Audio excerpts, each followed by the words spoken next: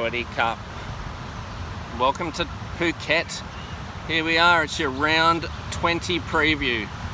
Now there's no table today because I'm on holiday, but I can tell you as we go along what each team's on, and I will give you a quick tip. The Broncos are inside the 8, the Knights are slid out of the top 8. So the Seagulls are also on a charge. They're still in 5th, but they're looking red hot. There's big news for the English folks out there. Sam Burgess is back, baby. Slammin' Sam is back this week. So, your round 20 preview this week is brought to you by the Phuket Ping Pong Open. And wouldn't you know it, guess who won? Little old me. I was the only one that turned up with a bat. I played against some blonde woman named Daryl in the final, and didn't have a paddle, but boy, did she have a mean serve. Anyway, let's get on to the round 20 preview, and our first game is at Leichhardt Oval, and it's the Tigers versus the Cowboys, 11th versus 13th on the table. So the Tigers are on 18 points, 1 point out of the top 8.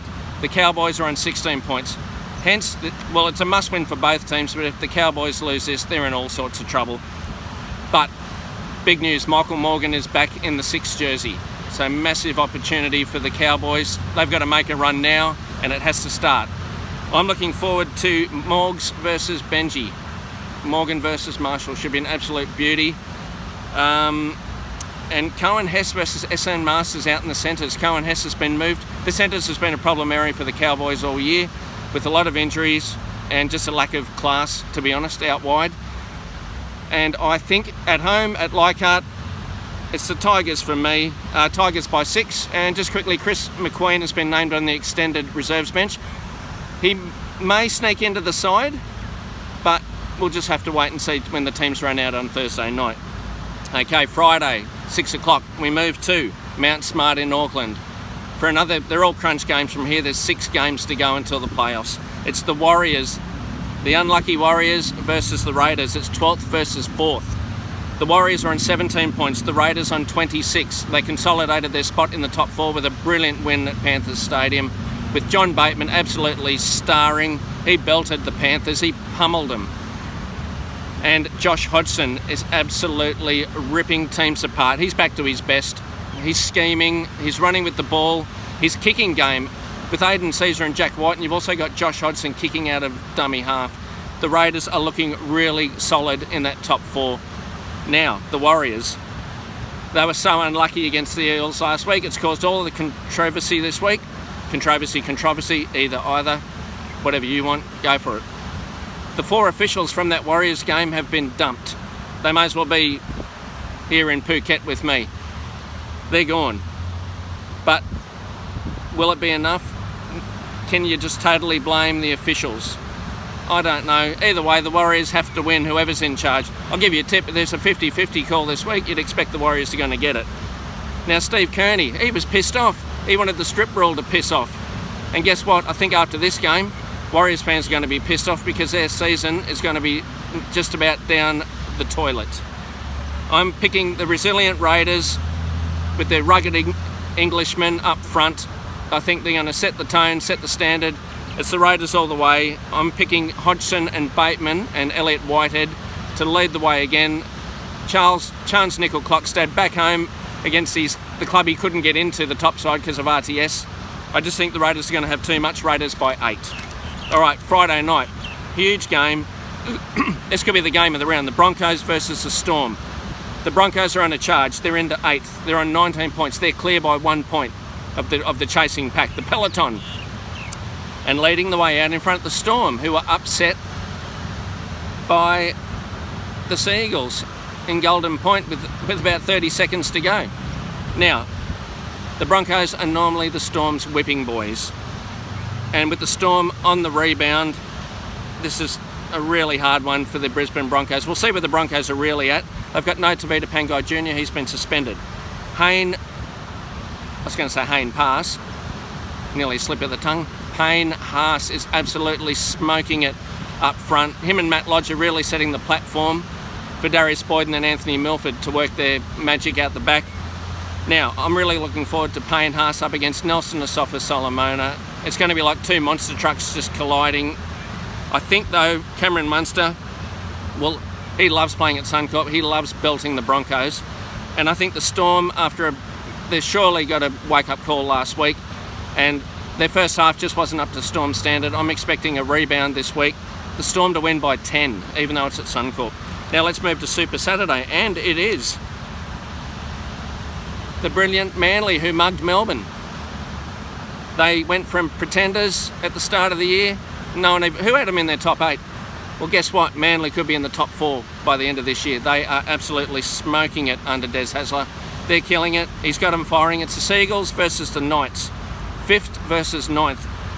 The Knights have lost 4 games in a row, and Brownie has axed 4 players. Nathan Brown's had enough. He needs the Knights to stop this slide right here, right now. I'm looking forward to Tom Trbojevic versus Kalen Ponga, 2 of the best fullbacks in the game. We're so lucky to have so many great number 1s in our game at the moment. That should be a great one. I think Manly at home, with the forwards setting the platform, leading the way, DCE and Tommy Turbo off the back of that. I honestly, look, unless David Clemmer and has an absolute blinder and Kalen Ponga plays the house down, I can't see the Knights getting within cooey of Manly. At home, it's the Seagulls by 16. Okay, let's move on to the 5:30 game. It's at Bankwest Stadium. Now, it's interesting, the Bulldogs are taking a game to Bankwest. Maybe a change of scenery will bring a change of luck for the Dogs, I don't know. It's the 15th place Doggies against the 7th placed Panthers. Now, the Panthers had their 7-game winning streak smashed by the Raiders. The resilient Raiders absolutely rocked them. They were rolled. But is it any coincidence that it was minus Billy Kickow? The Panthers have become so reliant on Big Billy. I don't think Viliami Kickow should have been suspended, but it's fish and chip wrapper. He's now out. This is his 2nd game out. So the Panthers struggled a bit inside the quarter last week, and they were there for plenty of tackles, but they really struggled without Kickow. I'm looking for a Panthers team that had their 7-match winning streak gutted by the Green Machine. I'm expecting them to bounce back because it is against the Bulldogs. The Dogs were very, very strong. Even though they went down 20-12 to the Roosters, they were good. They'd never give in, the Bulldogs, and I think they're right in this. Look for Corey Harawira-Naera to have a massive game against his old team. But I just think the Panthers will have too much class, and they know, sitting in 7th, they must win this game. So even though without Kickow, I think Maloney and Nathan Cleary, with Jerome Luai coming off the bench, when you get those 2 running around, it's a bit of ad-lib. And I expect a big game from Brent Naden, who was really quiet last week. I expect him to bounce back. And Dylan Edwards at the back is killing it. Panthers only just so. Watch for Will Hopewadi. He's playing great footy for the Dogs. Indeed, DWZ against his old team. You reckon he runs hard? Watch how hard he runs this week. Panthers by 4. Panthers just. Okay, and Saturday night, this is a great one. Slam and Sam's back. We got 2 of the Burgeye. It's the Sharks versus the Rabbitohs at PointsBet Stadium. This is massive. The Sharks are coming 10th, but they're only 1 point out of the 8. The Rabbitohs got out of jail against the Dragons. They should have gone down. But that's what good teams do. Wayne Bennett teams played the full 80 minutes. And a word of warning to the Sharks, you'll need to play the full 80 to get over the Rabbitohs here. With Slam and Sam back, you've got Sam Burgess, Tom Burgess, Cameron Murray, Tavita Totola, John Sutton, Damien Cook. That is a massive forward pack. Now, Andrew Fafita's back. He's on the bench. So look out for Fafita versus Sam Burgess. Slam and Sam versus the Wrecking Ball. Bring it on. Sean Johnson versus Cody Walker. Bring that on. That's going to be an absolute ripper. I think at home, the Sharks will be absolutely pumped for this, but I actually think the Bunnies will tough this one out. I'm going South by 2. Slam and Sam to inspire a victory. Now let's move on to Sunday, and this is this could be a lot tighter than people think. 2 o'clock at the SCG. The Roosters versus the Titans, 3rd versus last.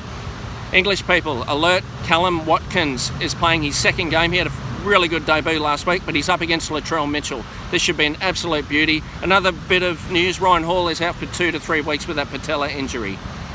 Now, but injuries have hit the Roosters. There's no Jared Warrior-Hargraves, no Siasiwa Taukeiaho, no Boyd Cordner. So this is a good chance for the Titans to cause a boil over.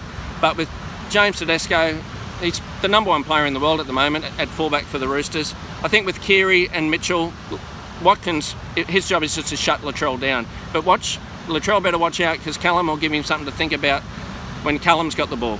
Watkins versus Mitchell should be an absolute bell ringer. And look out, Titans fans, Justin Holbrook, the St Helens coach, is going to take over. Sorry, that was an ant going on.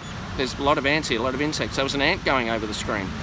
Anyway, Justin Holbrook, players will be out to impress him. He'll take over for next year, the St Helens coach. It's the Roosters by 8, but I'm expecting a pretty good performance from the Titans. And we finish up at Net Strata Jubilee Oval. The Dragons versus the Eels, 14th versus 6th.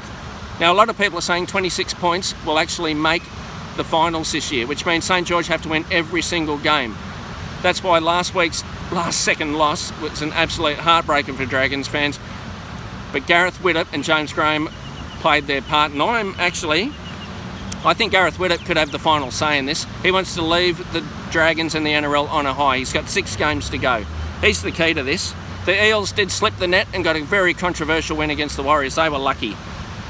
James Graham played 72 minutes at lock forward, and it seemed to suit him. He adds that extra ball player. So you got Widdop, you got Hunt, you got Norman, you got Cameron McInnes coming out of dummy half, you got James Graham on the back of Tyson Frizzell, Tarek Sims.